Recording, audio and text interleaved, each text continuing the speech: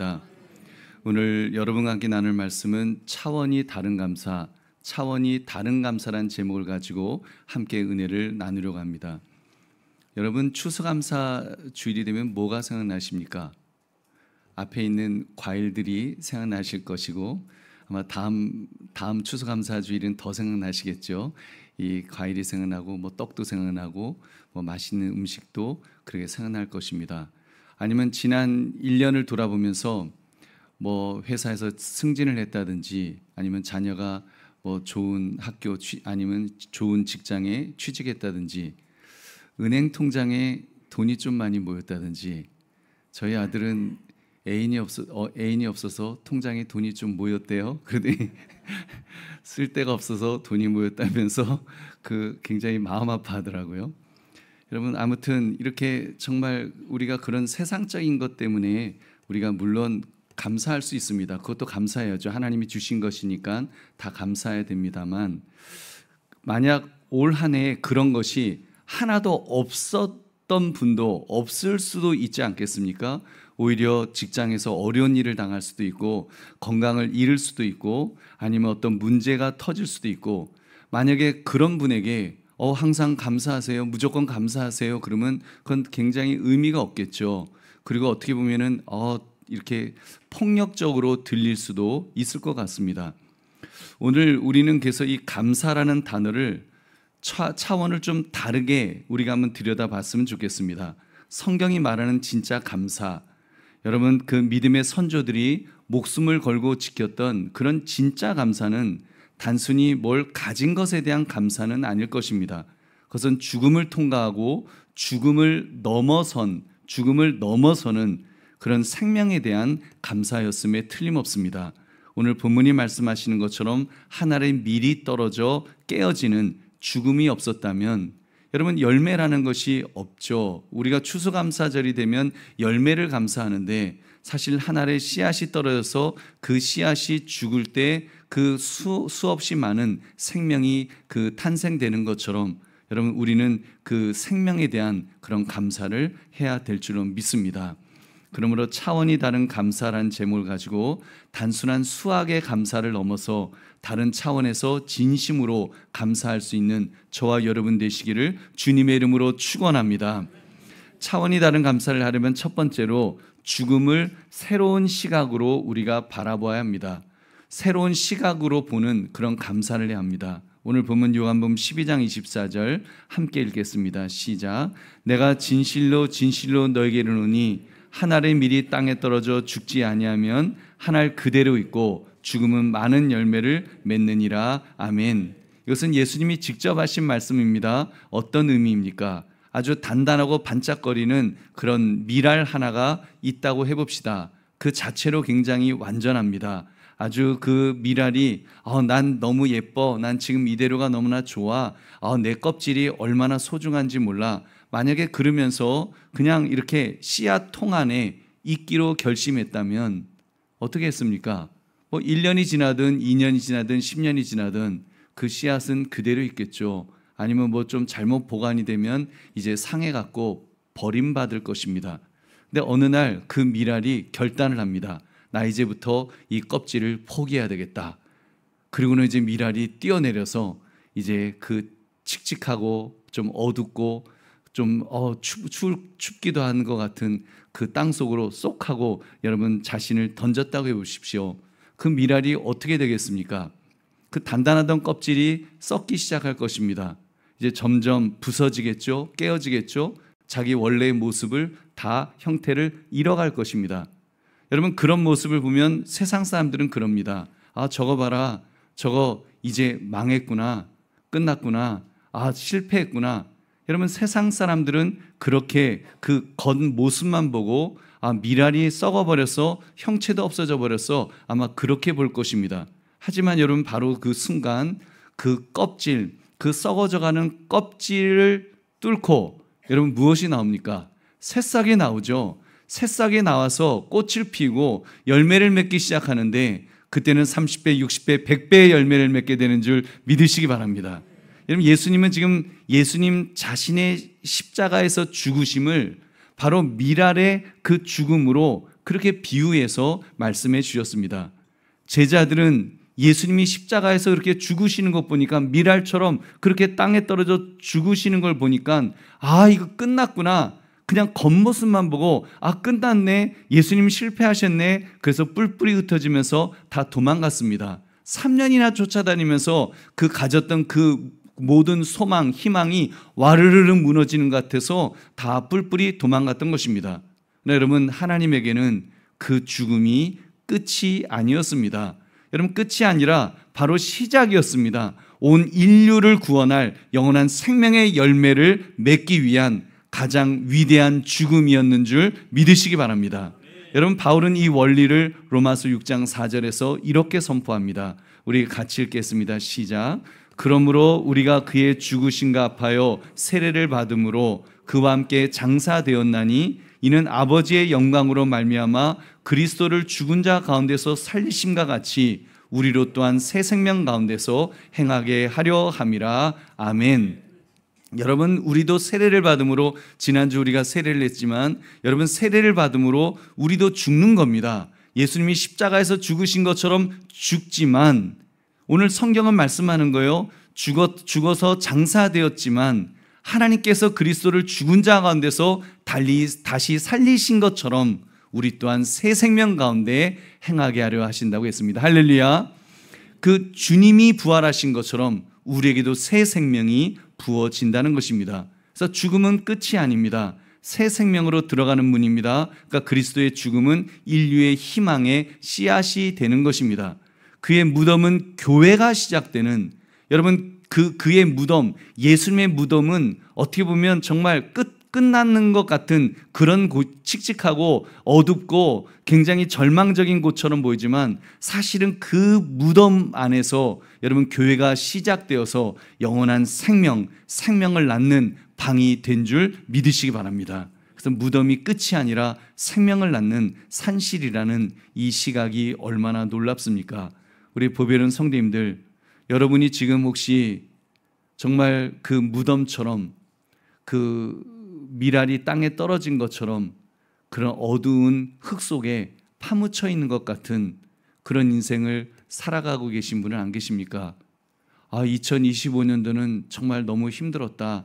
정말 내가 땅속에 묻힌 것 같은 그런 고통, 그런 절망, 그런 어려움이 나에게 있었다. 아마도 그런 분도 계실 것입니다. 여러분, 그럴 때 그 절망을 떨쳐버리십시오. 내가 설령 그렇다 할지라도 그 절망을 떨쳐버릴 수 있는 것은 그것이 끝이 아니기 때문인 줄로 믿습니다. 하나님 바로 그 죽음의 자리에서 여러분을 통해 새로운 생명을 맺게 하실 줄 믿으시기 바랍니다. 주님은 우리를 고아처럼 버려두지 아니하시고 우리를 다시 붙들어 주십니다. 우리가 주님 안에서 붙들림 바 되기만 하면, 주님이 우리와 함께 하시기만 하면 하나님은 틀림없이 썩는 것 같지만, 여러분, 예수 믿는 사람은 하나님이 그냥 버려두지 않으십니다. 예수님이 책임져 주십니다. 우리가 주님 안에서 붙들림 바 되기만 하면 여러분, 주님은 틀림없이 모든 일을 합력하여 선을 이루실 줄 믿으시기 바랍니다. 저도 살아가면서 그것을 경험합니다. 정말 어떤 때는 어렵고 힘들 때가 있지만 저는 오히려 그럴 때 공짜가 없으신 하나님이란 사실을 더 느끼면서 깜짝깜짝 놀랍니다. 하나님은 그때는 내가 정말 땅속에 파묻히는 것 같았지만 그 시간을 통해서 다시 회복되는데 30배, 60배, 100배의 결실을 위한 그런 시간으로 나를 이끌어 가신 것이구나, 이런 것들을 깨닫게 되는 것입니다. 여러분, 그런 하나의 미랄의 원리를 여러분 가슴속에 품고 사시기를 주님의 이름으로 축원합니다. 또한 이 원리가 개인의 절망 속에서만 적용되는 것이 아니죠. 오늘 이 원리를 우리 교회에, 우리 공동체에도 적용해 볼 수 있을 것입니다. 우리는 일반적으로 변화를 두려워합니다. 익숙한 것이 사라지는 것을 아주 그 죽음처럼 여기죠. 내 손에 꽉 쥐고 있었던 익숙한 예배, 익숙한 어떤 그런 방식이 조금이라도 바뀔 것 같으면 굉장히 불안해합니다. 마치 교회의 본질이 흔들리는 것처럼 그렇게 민감하게 느끼기도 합니다. 그래서 어떤 교회는 그 피아노를 이렇게 저쪽으로 옮기는데 피아노를 하루에 뭐 한 주에 한 뭐 5cm씩 이렇게 옮기니까 저쪽까지 한 1년, 2년 지나니까 어느 날 보니까 저쪽에 가 있더라. 뭐 그런 이야기도 있을 정도로 이렇게 변화를 굉장히 두려워하는 것이 사실 우리 교회의 어떤 문화가 아닌가 싶습니다. 우리 교회가 지금 최근 그 몇 년 동안 우리가 오후 예배를 속으로 공동체 예배로 전환하려는 그런 시도를 우리가 계속 하고 있습니다. 왜냐하면 뭐 과거에는 우리가 구역 예배를 주중에서 또 특별히 또 여성분들은 직장도 안 다녔으니까 또 가까운 동네에서 살았으니까 구역 예배를 통해서 소그룹을 다 모였었는데 지금은 뭐 도저히 주중에는 모일 수가 없습니다. 그리고 다들 너무 멀리 살아서 이게 뭐 모일 방법이 없는 거예요. 그러다 보니까 주일 예배 드리러 왔다가 그날 우리 함께 그렇게 소그룹으로 좀 모였으면 좋겠다. 그런 시도를 지금 계속 하고 있는데 그게 뭐 생각처럼 잘 되지 않습니다. 그러다 보니까 어떤 분들은 야 이거 이러다가 뭐 그 괜히 그 큰일 나는 것 아닌가, 뭐 우리가 이제 오후 예배를 어떤 분들은 이제 없어진다 뭐 이렇게들 생각을 하셔서 이러다 큰일 나겠다, 이렇게 우리의 전통이 사라지는 것 아닌가, 우리의 신앙이 혹시라도 약해지는 것 아닐까, 이런 염려들을 합니다. 근데 여러분 본질을 보십시오. 미랄이 흙에 떨어진다고 해서 생명의 본질이 변하는 것은 아닙니다. 여러분 절대 변하지 않죠. 본질은 변하지 않습니다. 우리가 그리스도를 바라보면서 나아가는 이 방향은 단 1cm도 여러분 변하지 않습니다. 여러분 그렇다면 왜 교회가 이런 염려를 무릅쓰고 변화를 그래도 시도하려는 것일까요? 그것은 단 한 명의 성도라도, 정말 한 명의 성도라도 우리가 더 주님 앞에 이렇게 나올 수 있도록, 낙오되지 않도록 하기 위해서 우리가 그러는 것입니다. 더 많은 영혼들이 공동체 안에, 교회 안에 들어와서 함께 생명을 누리게 하기 위함인 것입니다. 우리가 지금도 이렇게 모였지만 여러분 속에 있는 마음, 뭐 갑자기 설교 말씀 들으시다가 손을 탁 들으시고 목사님 제게 이런 어려움이 있는데 목사님 기도해 주십시오. 우리 그렇게 못하잖아요. 여러분 아무리 정말 죽을 만큼 힘들어도 그냥 아무 말씀 못 하시고 그냥 혼자 울면서 가시잖아요. 여러분 그럴 때 뭐 믿음이 크신 분들이야 또 스스로 잘 견딜 수 있지만, 또 기도하면서 견디지만 믿음이 어린 분들은 그렇게 몇 번 왔다 갔다 하다 보면 낙심하고 낙오되고 그리고 주님을 떠나는 그런 일들이 너무나도 많습니다. 그래서 소그룹에서 이렇게 소그룹을 만들어서 거기서 좀 대화할 수 있도록, 자기의 속 이야기를 할 수 있는 그런 장을 좀 만들어 주도록, 그러려고 소그룹 하면서 지금 우리가 그러고 있습니다.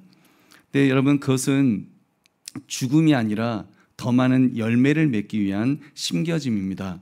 여러분 여기서 특별히 우리 믿음이 큰 분들에게 도전하고 그 부탁을 드리고 싶습니다. 내가 그래도 믿음이 있는 분들, 그런 분들 그렇잖아요. 뭐 내가 지금 은혜 받는데 아무 지장 없는데, 나 지금 은혜 받을 수 있는데 그 익숙한 자리에 그냥 머물러 있고 싶다, 이런 마음도 있으실 것입니다.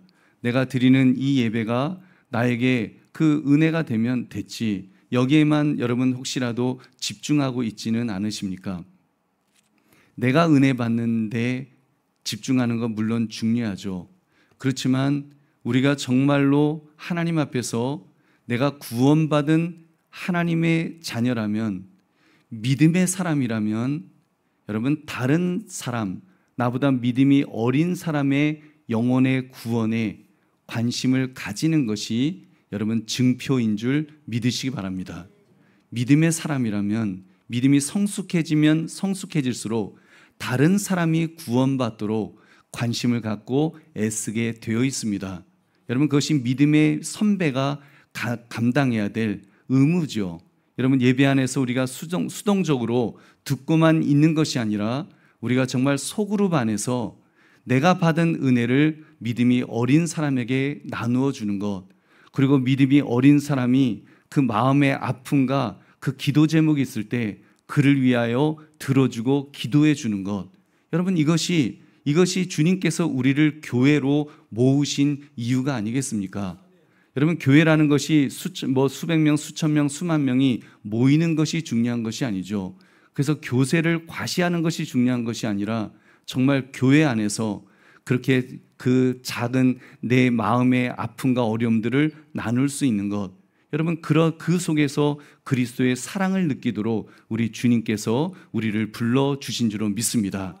여러분, 그러므로 하나의 미랄로서 여러분 나의 역할이 어떠한지, 그래서 여러분이 하나의 미랄이 되어 주십시오.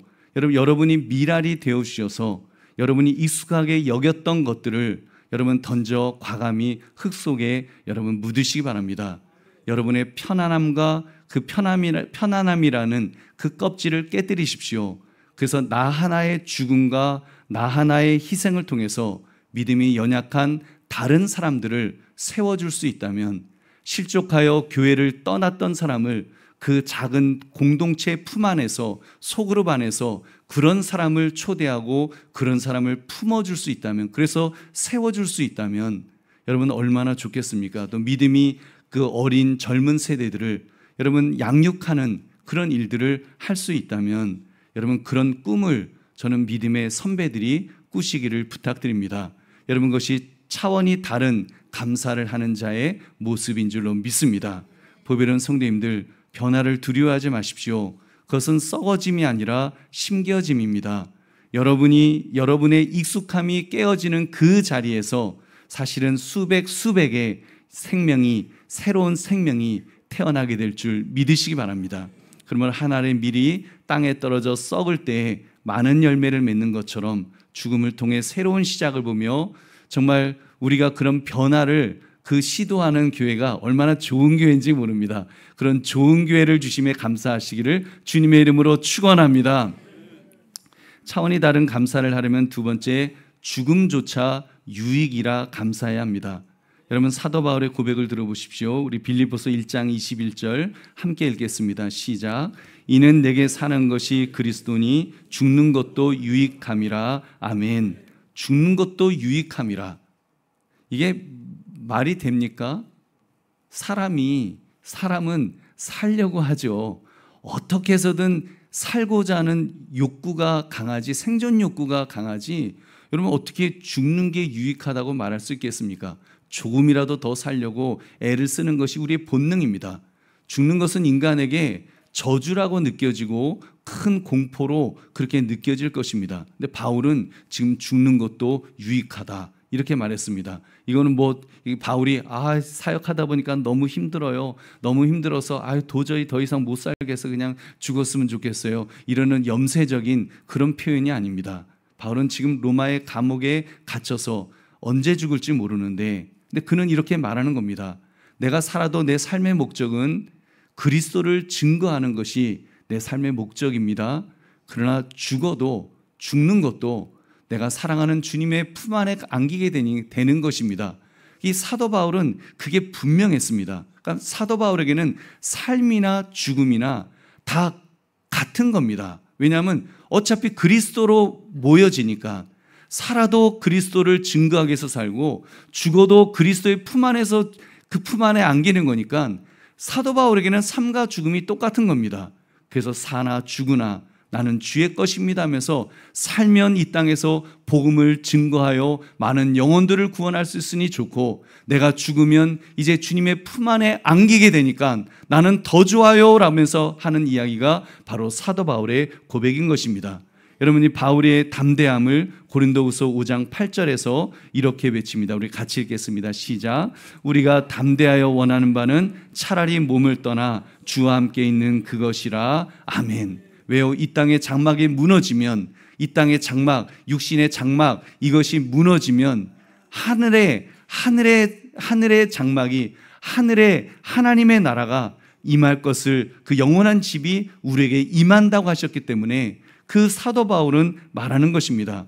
모진 핍박과 순교의 칼날 앞에서도 찬송을 부를 수 있었던 것은 바로 이것입니다. 바로 주님 안에서 그 주님과 함께하는 그 삶이 시작되는 것을 알기 때문에 에스더 같은 사람은 내가 죽으면 죽으리라 하면서 그가 사명 붙들고 나갈 수 있었던 것은 바로 이 마음, 주님 주님과 함께 할 수 있는 이것 때문에 죽음은 그들에게 공포가 아닌 줄로 믿습니다. 그것은 주님께로 가는 관문입니다. 관문. 우리의 구원은 무덤을 지나야 얻을 수 있죠. 부활은 반드시 죽음을 통과해야지 부활이라는 것이 생기지 않겠습니까? 그렇기 때문에 죽음은 문이 아니라 여러분 문턱입니다.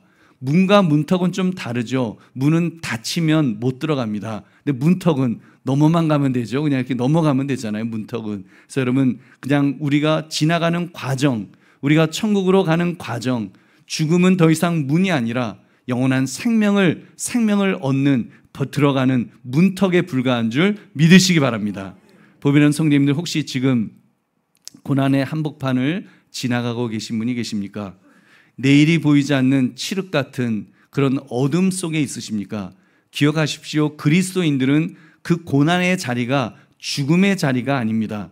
생명으로 가는 문턱인 것입니다. 그래서 우리는 그 문턱을 지금 넘어가고 있는 중이죠. 그럼 이 고난 속에서도 죽는 것도 유익이라 외쳤던 바울의 감사를 여러분 그 감사가 저와 여러분의 감사가 되시기를 주의 이름으로 축원합니다. 어느 장로님과 이야기를 어제 잠깐 나눴는데 그 뼈아픈 말씀을 해주셨습니다. 목사님 우리 교회에 그 본받을 만한 롤 모델, 그런 롤 모델이 제시가 제대로 안 된 것 같습니다. 이런 말씀을 이렇게 해주셨습니다. 제가 그 말을 듣고 좀 머리를 한 대 맞은 것 같은 좀 그런 마음이었습니다. 사실은 우리에게도 귀한 선배들이 계시죠. 손양원 목사님 같은 분, 자기 아들들을 죽인 죄인을 자기 양아들로 삼았던 사람. 그러면 또 주기철 목사님 같은 분, 죽음은 죽으리라 일사각오로 그렇게 순교의 자리까지 가신 그런 분들이 계십니다. 또 양아진 그 외국인 묘 거기 가보시면 정말 우리나라에 오셔서 순교하신, 심지어 거기 어린 아기들의 무덤도 있습니다. 이 땅에서 그 아기들을 잃은 그런 그 선교사님들의 그런 흔적들을 다 볼 수 있습니다. 근데 너무 그런 것에 그런 분들에 대한 나눔이 우리가 너무 적지 않았는가 좀 마음에 그런 안타까운 마음을 가졌습니다. 그분들의 공통점이 있습니다. 그분들의 공통점이 뭔가 하면 일사각오, 죽음은 죽으리라. 그 각오로 살았기 때문에 정말 얼마나 위대한 그런 삶을 살았는지 모릅니다. 근데 우리는 그분들을 그저 위인전 속에 어떤 인물로 이렇게 그냥 박물관에 모셔둔 것처럼 우리가 그렇게 해버리지 않았는가 그런 생각이 들었습니다. 오히려 지금 이 시대에는 정말 말도 안 되고 깜도 안 되는 그런 사람들이 날뛰고 또 그런 분들을 마치 무슨 롤모델인 것처럼 바라보는 그런 시대가 되지 않았는가. 여러분 다시 깨어나야 합니다. 영적으로 분별해야 됩니다. 우리가 롤모델로 삼아야 될 분들은 정말 죽음은 죽으리라 이 죽음을 뛰어넘는 그런 분들이어야 합니다. 앞으로 양아진 선교사님 묘역도 우리가 좀 가고 좀 그런 분들에 대해서 우리가 더 깊이 살피면서 정말 우리의 신앙이 우리도 믿음의 선배들처럼 그 하늘을 바라보면서 세상의 것이 아니라 여러분 세상의 것이 아니라 하늘을 바라보면서 하늘 소망 속에서 정말 일사각오로 살아가는 그런 분들을 바라보시며 본받으시기를 주의 이름으로 축원합니다. 우리 보배로운 성도님들 언제까지 그 편안하고 안전한 자리에 그냥 앉아 우리가 있겠습니까? 믿음의 장부는 죽는 것도 유익이라 고백하는 사람이어야 합니다. 여러분이 앉았던 그 안일함의 자리, 내가 앉았던, 우리가 앉았던 이 안일함의 자리에서 우리가 일어서야 할 줄로 믿습니다. 그저 사는 것이 아니라 그냥 이 땅의 것에만 연연하는 것이 아니라 우리는 하늘 소망을 가지고 우리는 정말 그 죽는 것도 유익이라 당당히 말할 수 있는 그런 우리 인생 살아가시기를 주님의 이름으로 축원합니다. 여러분 정말입니다. 우리 그냥 죽지 맙시다. 그냥 세월 속에서 그냥 죽어가는 것이 아니라 여러분 우리 삶은 예수 믿는 사람들은 그냥 살면서 세월이 지나니까 그냥 삶은 그냥 죽어가는 거죠. 그렇지 않습니까? 우리가 세월 속에서 그냥 죽어갈 것이냐, 아니면은 내가 사는 것은 그리스도니 죽는 것도 유익함이라고 말하면서 일사각오를 가지고 살아가느냐, 그 차이는 믿음의 결단의 차이인 줄로 믿습니다. 여러분, 그러므로 죽음조차 유익이라 고백하며 주님 위의 삶을 살아가시는 우리 모두가 되시기를 주의 이름으로 축원합니다. 차원이 다른 감사를 하려면 세 번째, 생명의 면류관이 약속되어 있음으로 감사해야 합니다. 생명의 면류관, 우리 요한계시록 2장 10절 우리 같이 읽겠습니다. 시작. 너는 장차 받을 고난을 두려워하지 말라. 볼지어다 마귀가 장차 너희 가운데에서 몇 사람을 옥에 던져 시험을 받게 하리니 너희가 10일 동안 환난을 받으리라. 내가 죽도록 충성하라. 그리하면 내가 생명의 관을 내게 주리라. 아멘. 내게 죽도록 충성하라. 그리하면 내가 생명의 면류관을 내게 주리라. 여러분, 이것은 예수님께서 서머나 교회에 하신 말씀입니다. 서머나 교회 교인들에게 하신 말씀입니다. 우리에게 하시는 말씀과도 같죠. 여러분, 이 말씀을 가만 보십시오. 이 말씀을 보면은 여러분, 죽을 때까지 충성하라고 하지 않으셨습니다.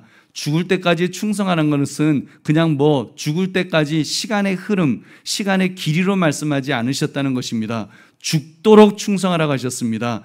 그 충성의 강도를 말씀하시는 거죠. 어떤 때 충성의 강도, 죽음을 각오하고 충성하라는 것입니다. 매사에 우리가 주님을 섬기는 매 순간순간마다 정말 죽음을 각오하고 죽도록, 죽을 정도로 그렇게 충성해라. 그것이 우리 주님이 우리에게 하신 말씀인 줄 믿으시기 바랍니다.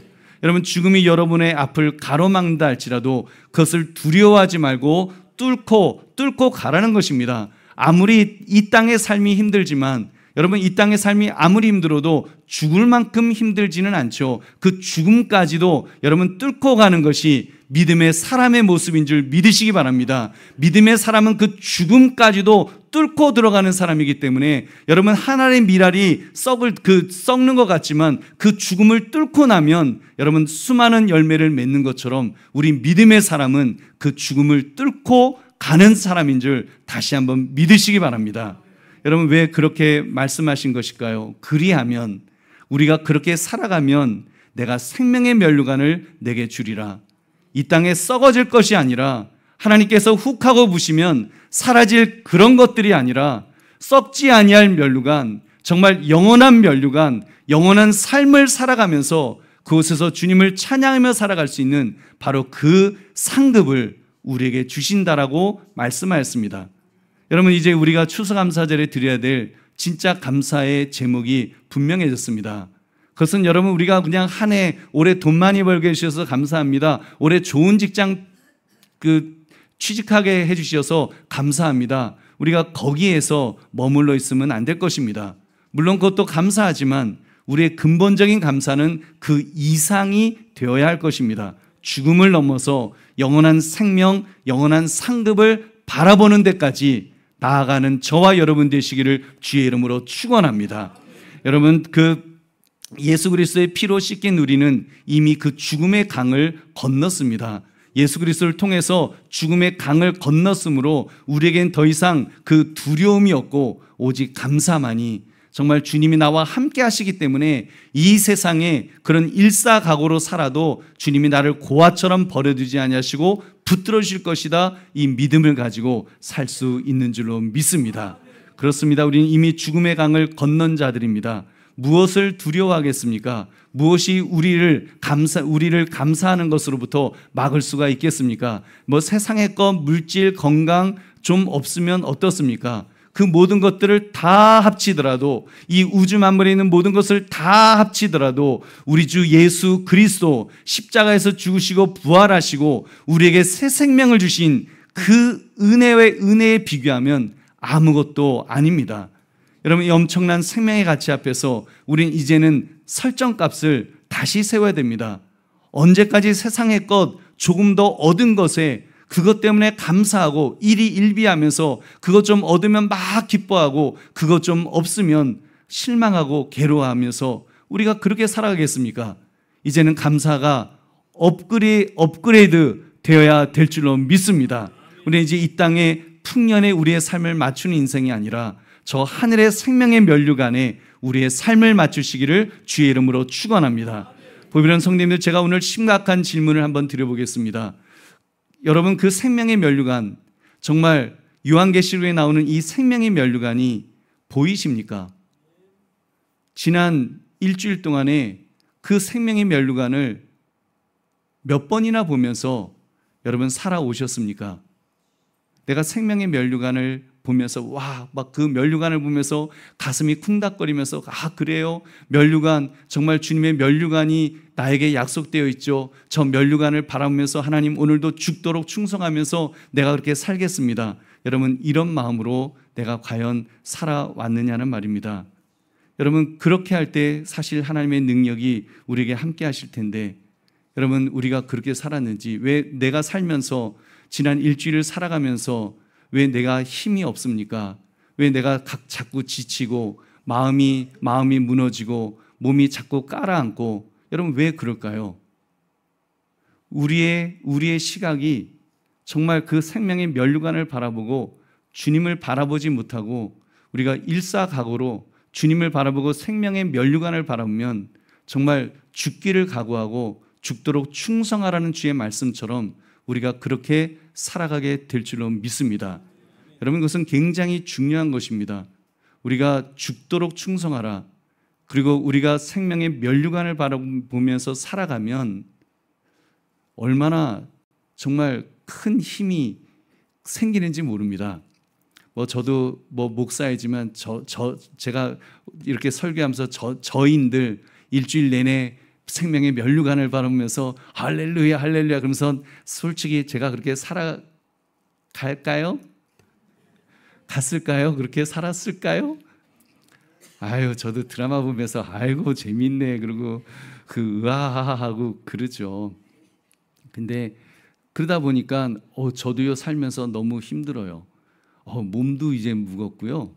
이제 환갑도 지나고 나니까 이제는 그 몸도 그냥 가만히 있어도 막 힘들잖아요. 여러분 좀 목 디스크 같은 거 있으면은 허리 디스크 같은 거 있으면 가만히 있으면 몸이 천근처럼 무겁다 그런 거 젊은 사람들은 잘 모를 겁니다. 우리 어르신들은 아시죠? 그 굉장히 무겁고 힘듭니다. 그런데 저인들 여러분 감기라든지 이런 게 안 오겠습니까? 근데요 일사각오를 가지고 정말 죽기를 각오하고 나아가면 저는 토일이 되고 주일이 지나고 나면 다시 부활합니다. 물론 피곤하죠. 그렇지만 아프려고 했던 것이 다시 회복이 돼요. 그는 아드레날린 호르몬이 이렇게 제게서 분비되는 것이 아닌가 그런 생각이 듭니다. 여러분 정말입니다. 살아가시면서 한번 생각해 보십시오. 우리 삶에 스트레스가 있죠. 여러분 스트레스로 사시겠습니까? 아니면 일사각오로 사시겠습니까? 일사각오로 사시면 스트레스는 물러갈 줄 믿으시기 바랍니다. 어제도 정책당에 했습니다. 오전 8시부터 했습니다. 저인들 스트레스 받을 일이 없겠습니까? 스트레스 받을 일이 있어요. 저도 스트레스 받을 수 있는 말들을 듣죠. 근데 그것을 스트레스에 눌려서 살아갈 것이냐, 아니면 일사각오로 정말 죽음은 죽으리라고 하는 각오로 살아갈 것이냐, 여러분 그것은 우리의 결단입니다. 제 얼굴을 보십시오. 여러분 스트레스에 찌들어 있는 것 같습니까? 차라리 일사각오로 살아가는 사람 같습니까? 여러분 스트레스에 찌들리면 이런 얼굴은 안 나올 것 같습니다. 여러분도 마찬가지입니다. 여러분은 잘 모르시지만 예수 믿는 사람들만 다 모아놓고 예수 믿지 않은 사람들을 다 모았고 두 줄로 딱 세워봤습니다. 어느 날 제가 결혼식 갔더니 그렇게 두 줄이 딱 됐어요. 이쪽은 예수 믿는 분들, 이쪽은 예수 안 믿는 분들. 얼굴 때깔이 다르더라고요. 여러분 그것은요, 물론 우리 예수 믿는 사람들도 스트레스 받고 그러죠. 힘들죠. 똑같지만 그러나 모아 보면 차이가 납니다. 그것은 우리가 스트레스보다는 일사각오의 마음을 가지고 죽음은 죽으리라, 삶은 좋고 죽음은 더 좋고, 여러분 이 믿음으로 살아가면 하나님께서 힘과 능력을 주실 줄로 믿습니다. 여러분 그런 힘으로 살아가시기를 주의 이름으로 축원합니다. 여러분 이제 말씀을 맺겠습니다. 믿음의 사람은 세상 사람과 다른 사람입니다. 믿음의 사람의 그 어떤 그 감사, 그리고 세상 사람들의 감사, 이거는 차원이 다릅니다. 차원이 다른 감사를 하는 사람들이 바로 믿음의 사람입니다. 오늘 세 가지 살폈죠. 죽음을 새로운 시각으로 우리가 바라보는 감사를 해야 된다 그랬습니다. 그리고 죽음조차 유익이라 여기는 그런 감사를 해야 된다 그랬고, 생명의 면류관, 정말 그 하늘의 면류관, 그것이 약속되어 있음을 우리가 감사해야 한다고 했습니다. 우리 그 마음으로 살아갑시다. 그래서 정말 이제는 그 면류관 바라보시면서 죽음은 죽으리라. 특별히 여러분의 삶에 스트레스가 여러분을 누르려고 할 때 스트레스에 눌려 있지 마시고 죽음은 죽으리라. 주님께서 죽도록 충성하라고 하셨으니까 이제는 그렇게 살겠습니다. 여러분 교회에서 죽도록 충성하는 것만 충성이 아닙니다. 여러분의 직장에서도 죽도록 충성하십시오. 가정에서도 살림하실 때 죽도록 충성하십시오. 충성하시는데 스트레스로 하지 마시고, 그 사장님이 하라 그래서 억지로 끌려가지고 부장님이 짓누르니까 거기에 스트레스 받으면서 그렇게 일하지 마시고, 여러분 주님 바라보면서 주님이 죽도록 충성하라고 말씀하셨으니까 주님, 나의 주인은 주님이십니다. 하나님이 나의 주님이십니다. 이 마음으로 살아가시기 바랍니다. 그래야 좀 가오가 서지 않겠습니까? 우리가 그까지 그 돈 조금 더 많이 벌었다고, 조금 더 진급해갖고 높은 지위에 있다고 그런 사람, 그 사람이 누른다고 거기에 스트레스 받으면서 살면 안 되지 않겠습니까? 우리의 주인은 하나님이신 줄로 믿습니다. 우리는 하나님 앞에서 사는 사람입니다. 코람 대오의 정신을 가지고 하나님 앞에서 살기 때문에 충성을 해도 하나님 앞에서 하는 것이고, 우리가 열심을 내도 죽도록 충성할 수 있는 것은 주님이 말씀하셨기 때문에, 명령하셨기 때문에 우리가 그 명령에 순종하는 자들인 줄로 믿습니다. 그러면 주님이 책임져 주실 것입니다. 주님이 붙들어 주실 것입니다. 주님께서 길을 열어 주실 줄로 믿습니다. 여러분, 그러므로 오늘 말씀 차원이 다른 감사라는 이 제목처럼 차원이 다른 감사를 할 수 있도록 나는 죽이고 이제는 그리스도로 살아가시는, 예수님으로 살아가시는 저와 여러분 되시기를 주님의 이름으로 축원합니다. 우리 기도하겠습니다. 말씀 생각하시면서 하나님 그렇게 살게 하옵소서. 우리 주님 앞에 기도하겠습니다.